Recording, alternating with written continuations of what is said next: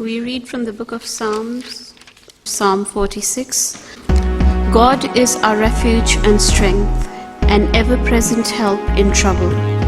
Therefore we will not fear, even though the earth give way, and the mountains fall into the heart of the sea, though its waters roar and foam, and the mountains quake with their surging.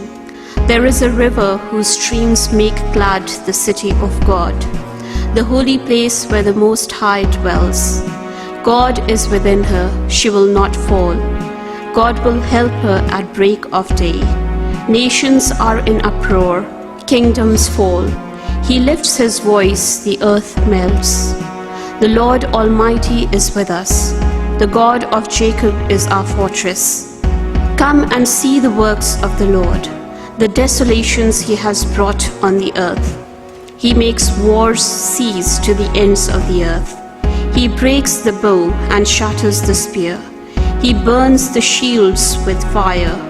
Be still and know that I am God.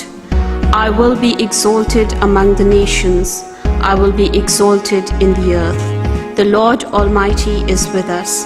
The God of Jacob is our fortress. Amen.